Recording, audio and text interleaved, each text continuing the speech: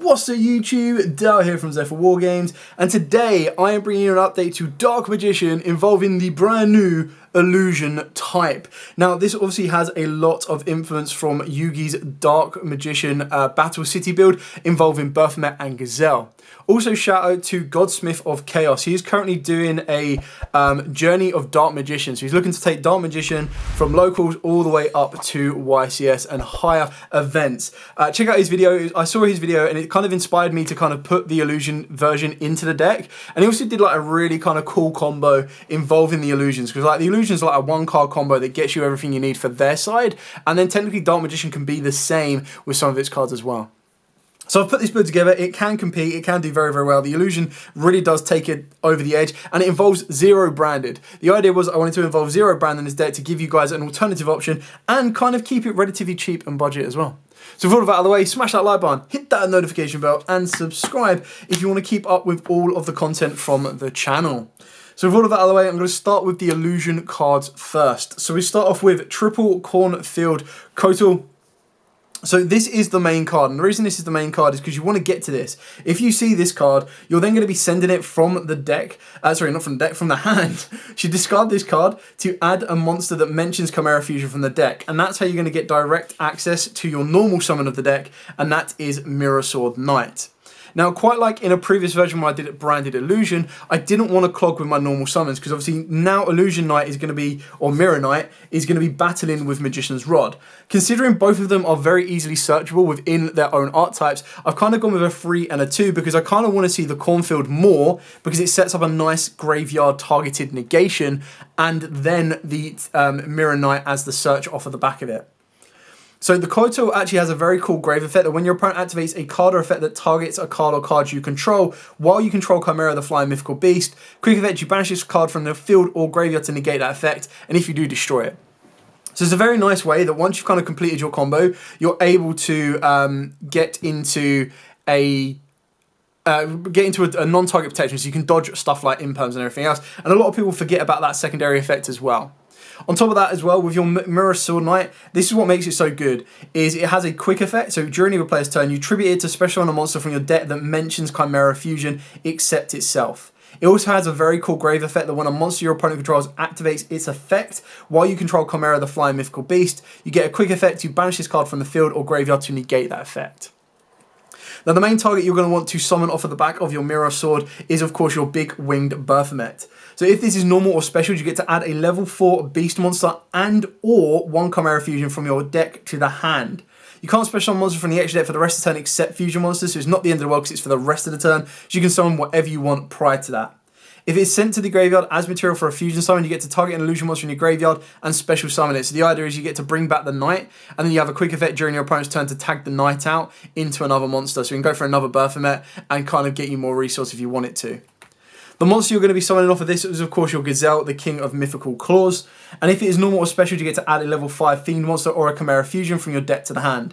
Ideally, what you're going to be doing is if it is sent to the graveyard as material for a fusion summon, you get to add an illusion monster from the deck to the hand. So again, if you wanted to, you can very easily play Illusion Magician in this as well, which is a kind of a cool level 7. If you did, I would consider playing Sacred Sword of 7, depending on what route you wanted to take the deck. But I feel this kind of lineup is decent enough as it is. And then of course the 1 Chimera Fusion, because you can very easily recycle it. So during the main phase, you get to fusion summon any fusion monster at all from your extra deck as long as you use monsters from your hand or field as material, including a beast or fiend monster, which is exactly what these two are and what is exactly what you're going to be able to get into. Now, some of the targets that a lot of people might have forgotten that you could even get into is you can very easily get into the triple-headed Predator Plant. You can also get into your Chimera, the Illusion Beast. And of course you can get into like Dracus de Pelia. You can also get into Guardian Chimera as well, which is really, really cool. If that wasn't enough, you also have the great effect that if this card is in the graveyard and you control Chimera Mythical Beast on the field or in your graveyard, you can activate one of these effects to add this card back to the hand or banish it and special summon specifically Gazelle, the King of Mythical Beast, and Baphomet. So sadly it can't summon these two, but it's still a really kind of cool card that you can constantly recycle it every single turn. Now I've only shown you a quick preview of the other targets you can make with this, so it's very easy and great to do as long as you maintain that beast or fiend on the board or in the hand, which is very easy to do because you can recycle all of these. So that's it for the Illusion Engine. Very, very short, sweet and simple. Moving on to the Dark Magician cards. So for the Dark Magician cards, we are playing 2 Dark Magician, pretty standard on that one. Triple Magician Souls, again, pretty standard. And then the one that a lot of you might give me a lot of crap for is 1 Magician's Rod. Now the reason why I'm playing 1 Magician's Rod is I never want to see this plus a route to the Mirror Sword. Mirror Sword, in my opinion, is my go-to option because I'm not focusing on what Rod can get me. Like all of the Rod targets that are spells and traps are all like one-offs apart from Soul Servant. Like this is probably the best and most important one that Rod can get me. If I'm desperate for the Rod Search or I really, really need it, then that's of course where my Illusion of Chaos comes into play. So the way you've got to see this is technically in a normal Dark Magician build, if you're playing 2 Illusion of Chaos, plus 2 Preparation of Rites, which is exactly what I'm doing, plus 3 Magician's Rod, you actually have some insane ways. You've got 7 ways to get to a Magician's Rod. In this version, because Magician's Rod isn't my main normal summon of the deck, I've actually cut it down to having 5 ways to get to it.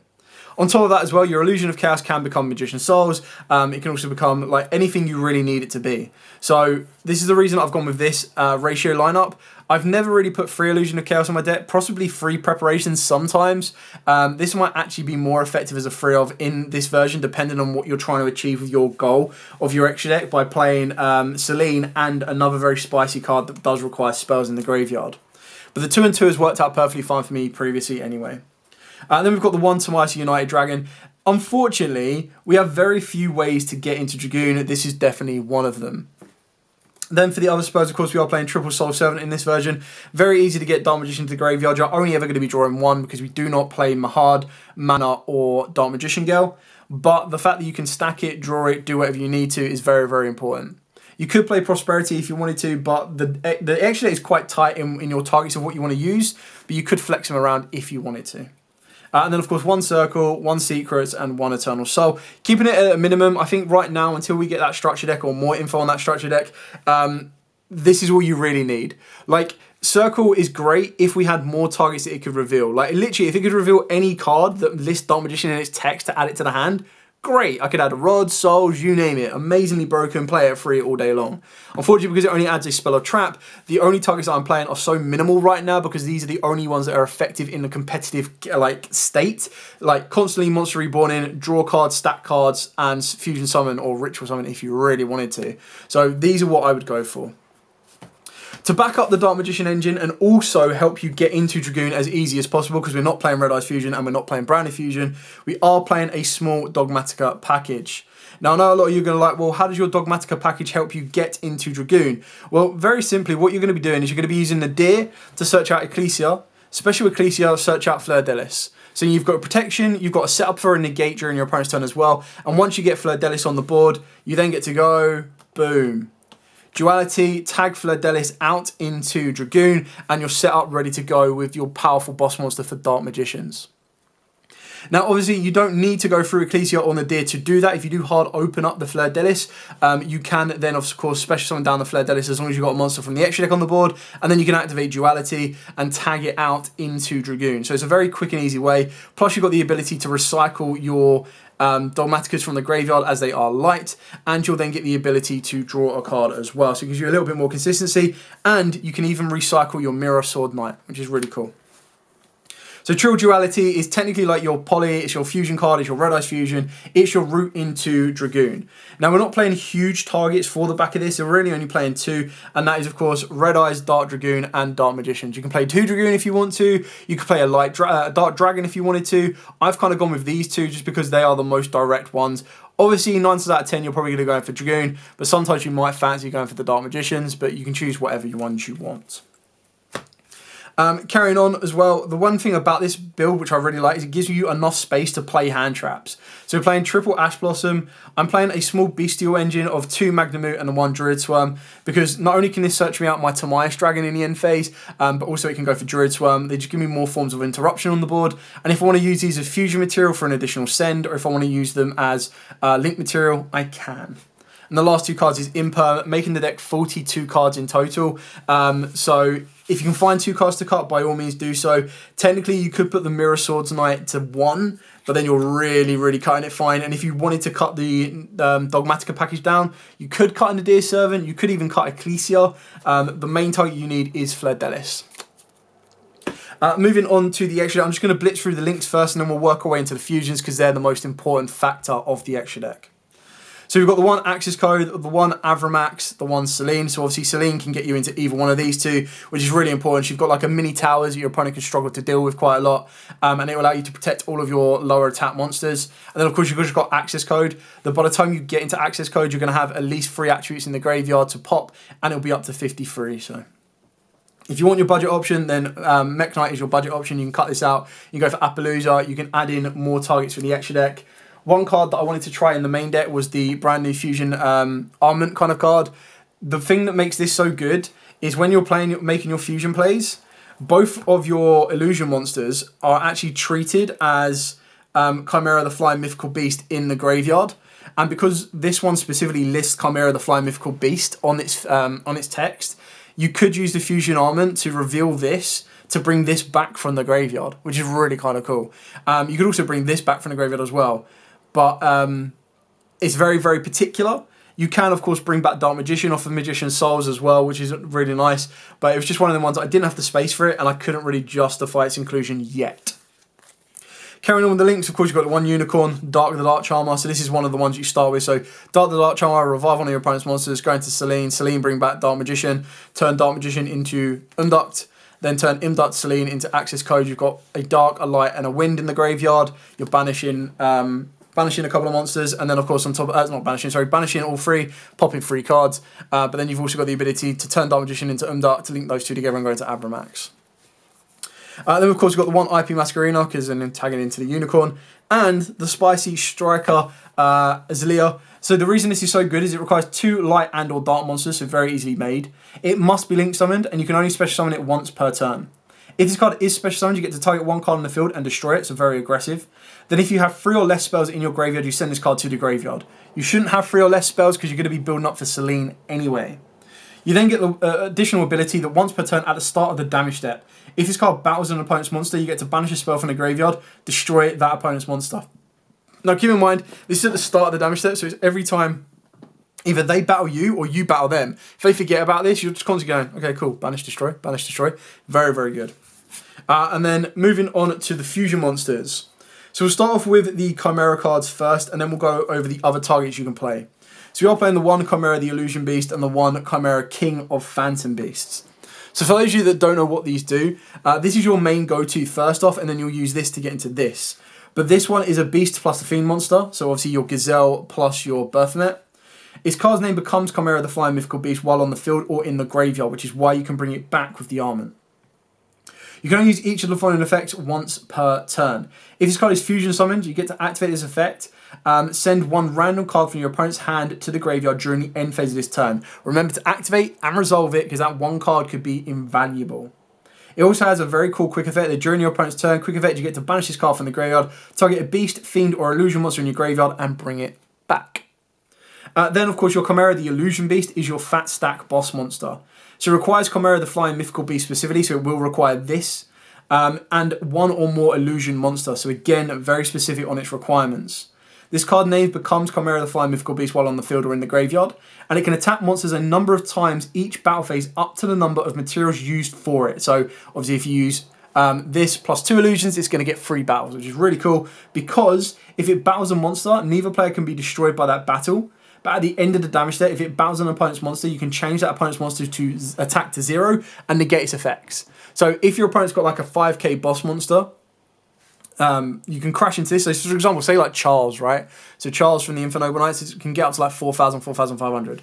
So you swing into that, you take 1,400 damage. You use this effect to negate, reduce it to 0. You attack it again for 3-1. So straight away, that 1,400 damage you've taken, you've just swung back into your favour. And then of course, it won't get destroyed by battle. So you get to attack it again for another 31. So that's if you use 3 materials. Not to mention as well that Charles will still be on the board, and then you get to go to keep swinging into it with all of your other monsters. So then your other targets you can use off of the back of your Chimera Fusion is your Predaplant Jackus Dispelia. So a fusion monster and a dark monster, very easily done. Guardian Chimera, so you use monsters from hand, field, you name it, draw stuff, pop stuff, you go all out. The one Predaplant Triple Header. So for those of you that don't know what this does, it needs 3 dark monsters on the field. Very easily done, because you just need to make sure you use a beast or a fiend. So you'll need to save the Baphomet. So it's very specific, but it is very cool when you pull it off. because it will require you to use Dark Magician. It can use any other Dark monster on the board as well. And you go into this guy. So he gains attack equal to the total original attack of all monsters on the field with a Predact counter on it. Now, you're not going to give any Predact counters yet. So when your opponent special summons a monster or monsters from the extra deck, while you control this fusion summon card, quick effect, negate the summon, and if you do, destroy that monster or monsters. If your opponent controls a monster with a Predact counter or counters on it, you can special summon this card from the graveyard in defense. So if you do then play other Predacts like your Dracostapelia, give them a Predact counter, it's going to gain attack, but then it can also keep reviving itself as long as that counter is on the board. And you've got to remember, you can keep recycling the Chimera Fusion back from the graveyard as long as you have the Chimera Beast on board. And then, of course, the last two cards are the duality targets of Dark Magicians and, of course, Red Eyes Dark Dragoon. Very easy to pick double Dark Dragoons or double Dragoons. And then that means your utility off of the back of dualities and Fleur Delis is going to be more effective.